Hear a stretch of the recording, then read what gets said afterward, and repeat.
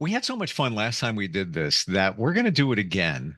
And I love the inside information, the peel back the curtain for an interior designer. You think about it. You walk into your own home, anybody's home, business, whatever it might be, there's thought that goes into the way things look. And a lot of times when it feels right and put together properly, probably there was an interior designer that helped with that, gave those suggestions. We're going to get more of the secret sauce. What goes on behind the scenes, how we go from the before to the after. And she's amazing at what she does. She is back with us. Marcia Moore, interior designer, is here. Welcome. How you doing? I'm doing great. It's a wonderful day in St. Louis. What's your temperature this time of year? Oh, it's going to be right around 90 by the middle of the afternoon. Woo, Still wow. summer here. And summer ends this weekend, as a matter of fact. Yeah, it's supposed to be in the 70s next week, so we'll get Ah, a bit of a break. okay, that's where we are now, here, New York area, right around 70. Actually, today's a little bit warmer, but last next few days will be floating about 70. Um, I'm okay with fall. I just don't like what comes next. So I try to accept fall for what it is and Yes, not think yes. ahead.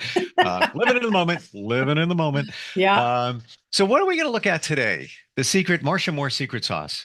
So I have more photos of things that I have done that are, Mhm. can you see that? Nope. Wait a I minute. don't see that yet. Wrong button. Okay. Oh. We're getting warmer. I must have not have had it up. Can you see that?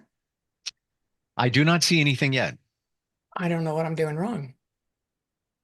Zoom,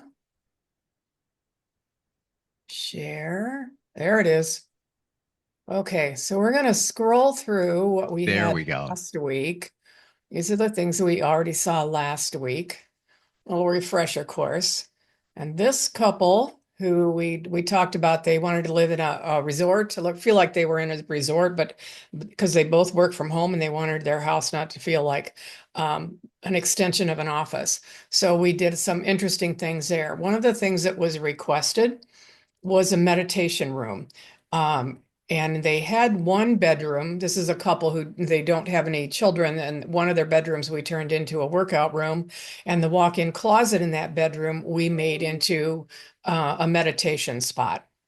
So this is a small walk-in closet, had a big window in it. We put shutters on the window so she can either have them open or not. And then a nice comfy chair with a cushion in it, a cushion on the floor to put her legs up. On the wall is a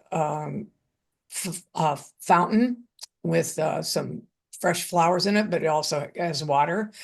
And then ledges where she can have things like crystals, and there's a singing bowl and a candle, a few fresh plants, and unseen is a little table where she can keep her whatever her meditation book is, or a drink or something.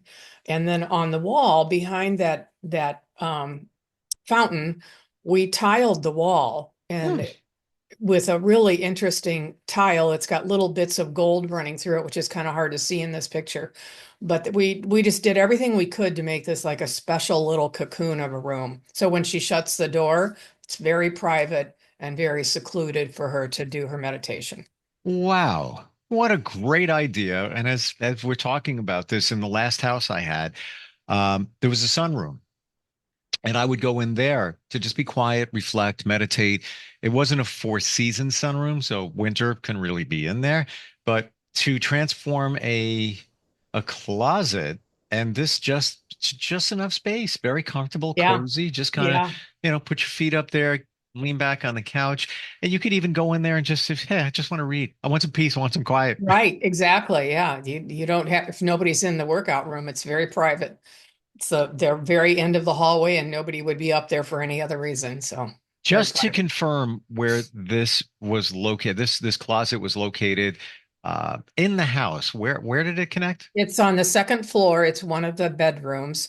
The front when you walk up the stairs, at the front is the primary bedroom, and then at the very back of the hallway is two other bedrooms. One is the husband's office, and the other is a workout room.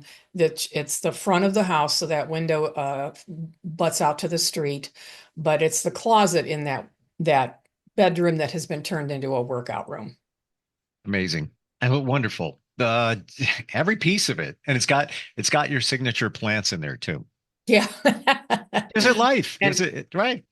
And Amazing. and plants don't have to be live. If you don't have a green thumb or you do not have enough light for plants, get fake ones. They look you can't go and buy the cheapest fake plants around. They'll look fake, but if you buy good quality fake plants, then they look real unless you get up real close. And so they do the same thing as far as adding peacefulness and serenity to the room. And just to reflect on what we talked about last time we got together, um, plants, and this is my experience, Facebook Marketplace, you can find so much for so little. And of Hmm. course, you got to pick and choose to make sure it looks realistic and such. Right, But right. I would be spending, I'm not even exaggerating, for a plant like that, in this photo, which looks a little tropical. And um if you bought that in the store, you're probably looking, easy $100, Yeah, easily. easy. Right. Hmm. I would have bought that on Facebook Marketplace, maybe $25, maybe 20. I did it. Yeah, Every Facebook plant, Marketplace has got some good deals sometimes. every plant, So, and even for a high ceiling, I bought one that was like, 12 feet tall. Maybe I paid $35, I think. The yeah, hardest thing, yeah. like we said, was transporting it. But Yes, yeah. exactly. All good.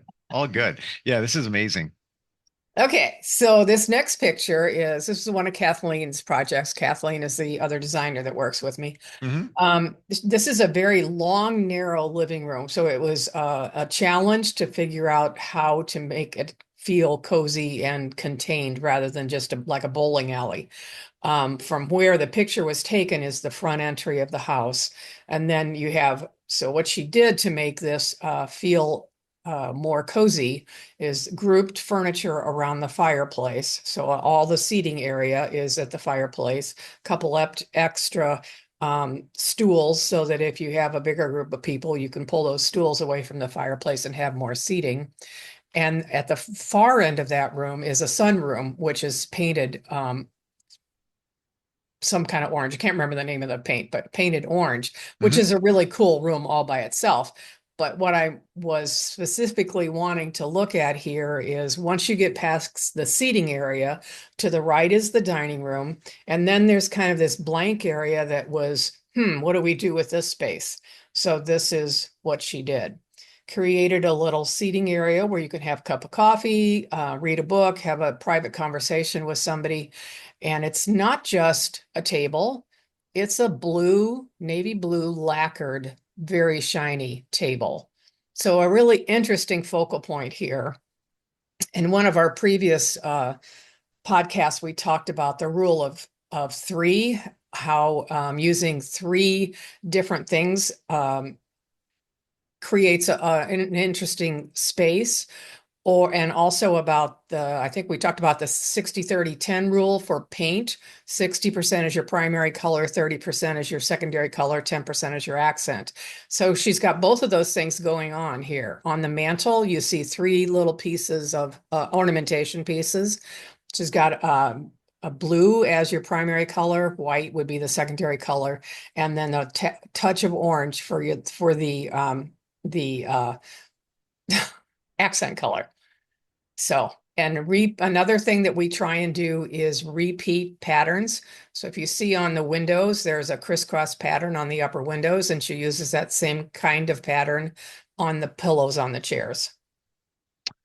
Interesting. Give me that paint formula again.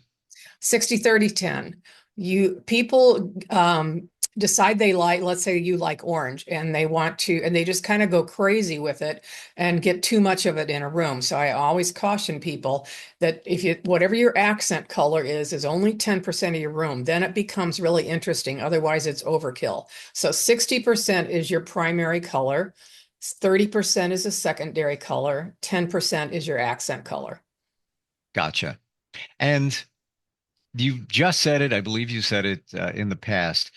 The rule of thirds is something The to live rule by. of three is, um, for some reason, our brains like odd numbers in a grouping as opposed to even numbers. So if you have three things and you want to add, and it seems like it's not enough for that space, and you want to add something else, you need to make it five things, not four things, because the grouping needs to be odd numbers. So that's why it's called the rule of three. You start with three things. And so here we've got two chairs and a table. We have three little accessories up on the mantle. And if you look at everything that's on top of the table, we've got five things: books, a hand, some little Hmm. figurine, and the vase and the flowers. And there's a um, anyway, so that's the rule of three. Yeah, there is something with that. Nikolai Tesla, the scientist, of course, the car was named after him, did many experiments, many manifestations. He manifested what he wanted in life. Um, Tons of patents. Some say he invented electricity or discovered it, whereby Edison got, he worked with Edison, and they some say that, Yeah, yeah. everything was divisible by three. Everything he Mm-hmm. did. So maybe there's something there, Yeah, something to it. but it works. But it works. You Wow. don't realize that your brain is happier when there's Yeah. three things as opposed to four or two. Yep. So here's another one of Kathleen's projects. This is a sunroom. It was an addition to this house. It is an actual four-season room. It's got energy efficient windows, patio doors, a fireplace for the winter, ceiling fans for the summer. It's all outdoor furniture. So if you have the windows open and it gets wet, it's not a big deal. The really fun thing about this project, let's show. So I want you to stare at those doors where you're looking outside and they Mm, disappear. So they totally fold back. So this can wow. be out totally open to the outside if you're having a big party and or you just want to feel like you're outdoors. Whoa. Really fun. I'm thinking back to every place I ever lived and where I could have put that. 'Cause that is great. It almost reminds me of a restaurant. A lot of Uh-huh, restaurants, yeah, yeah. especially those that are, have seating on the street. On the yeah, uh-huh. So Wow. Wow. That is so, whatever the expense is there, so worth it. it's worth it. It's definitely worth it. Yeah. Yeah. Wow. That really, really opens it up. Mm-hmm. Makes it like a whole different room. It But does. I think it'd be so much fun to sit out here watching the snow come down with a fireplace going in the winter too. So it just is, it's a great room. Jeez. And yeah, if you're in front of the fireplace, you're going to be warm, cozy, Mm-hmm. nothing. I want that room. Yeah, we all do.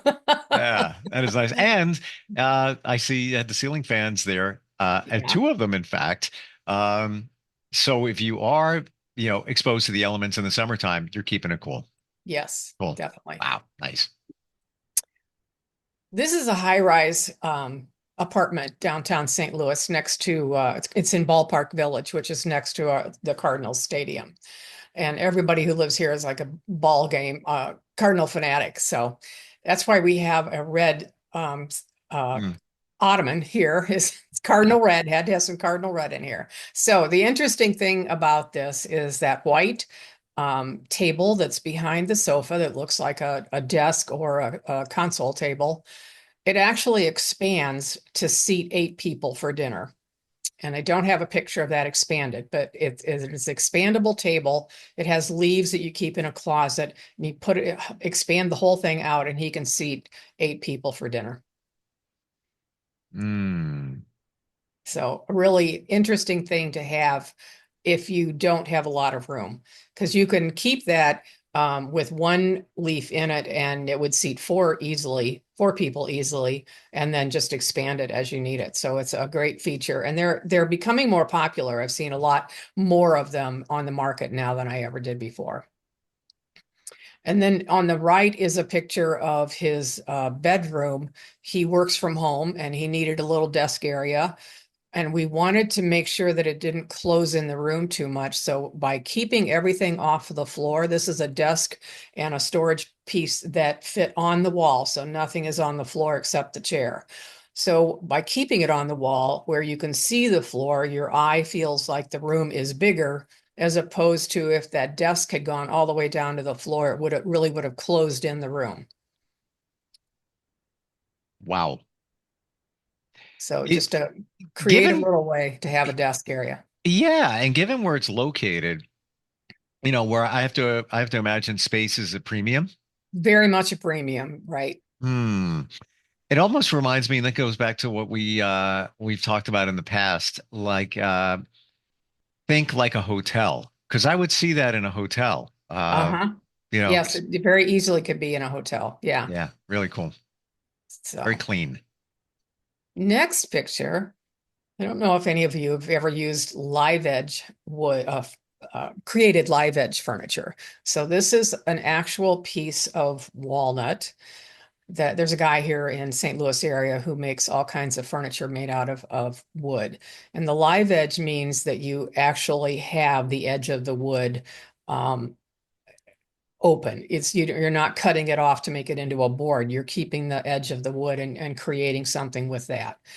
So we just had this wall, this blank wall between the breakfast area and the hearth room, and we needed something on it. And the wife was asking for, I want to be able to put something on it if I am having a party, be able to serve from it, or just some little piece there. So this is what we created out of this really interesting piece of wood. You could actually sit there, you could serve off of it, or just it's so beautiful it doesn't need anything else.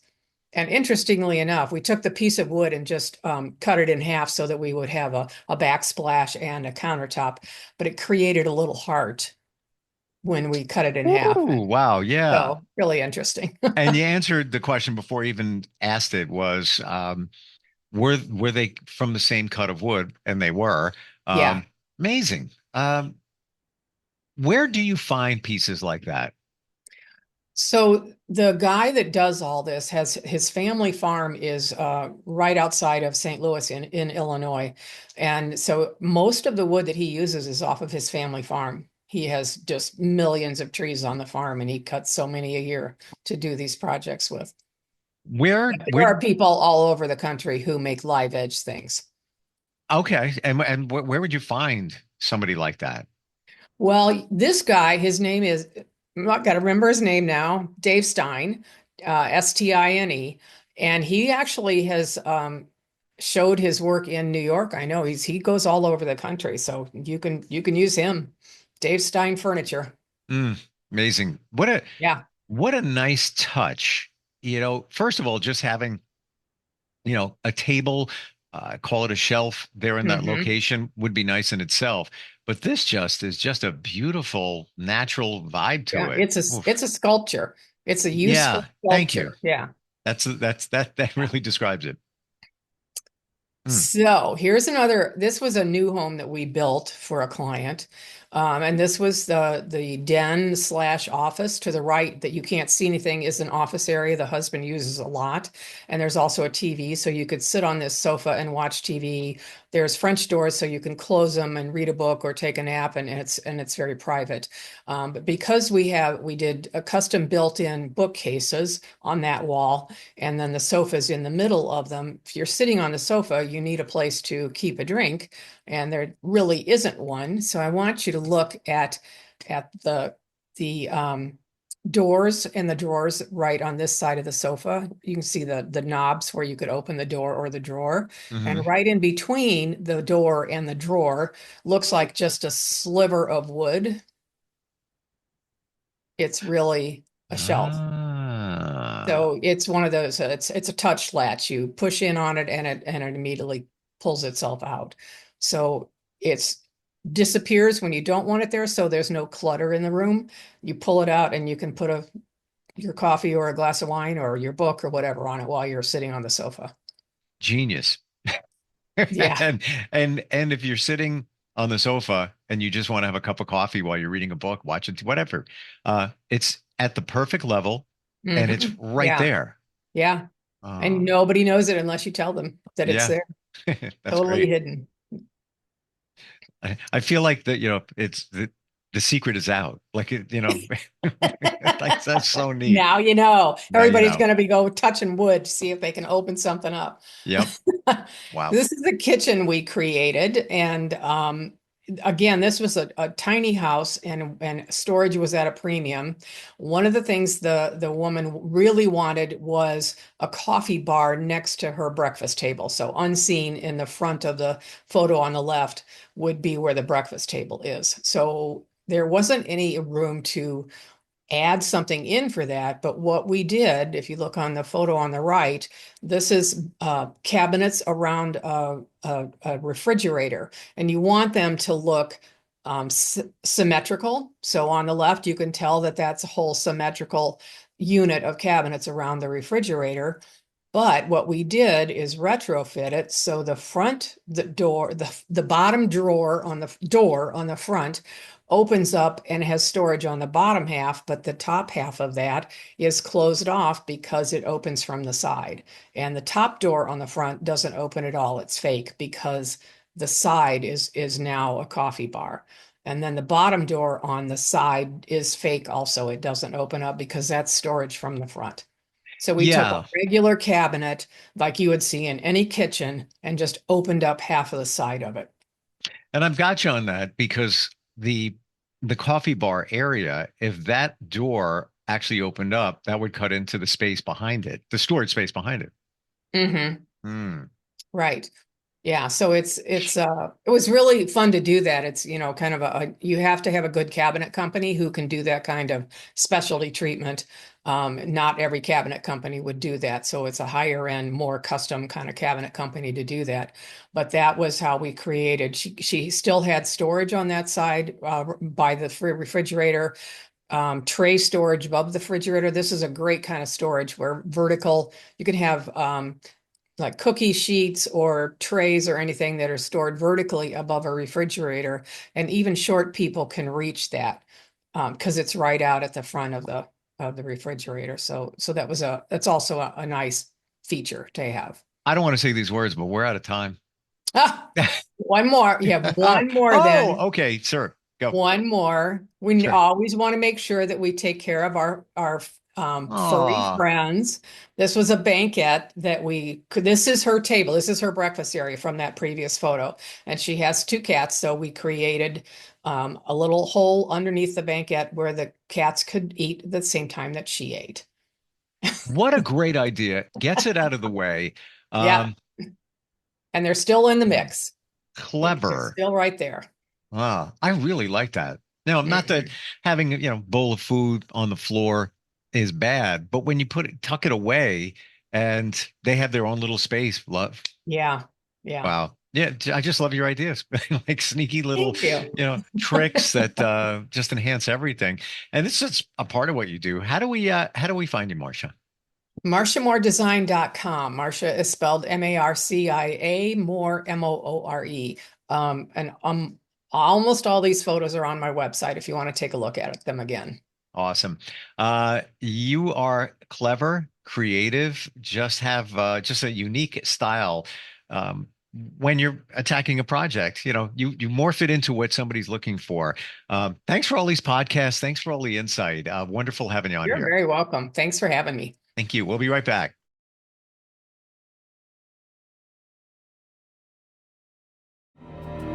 For nearly 2,000 severely injured veterans, everyday life has become filled with barriers. Day-to-day simple tasks can become pretty daunting. I have to carry my chair up 2 flights of steps or have somebody do it for me. What scares me the most is just the falling. When I'm struggling with my house, I think, to have that one great barrier just knocked down, it's crucial. Home for Our Troops is a wonderful nonprofit that builds a mortgage-free, fully adaptive, handicap-accessible house. And there's no catch. It'll be our very first home that we've ever owned. This is a game changer. This is where your life begins again. We need you to join us in completing this important mission. Please visit hfotusa.org and help build homes and rebuild lives. Because of you, everything's going to be okay.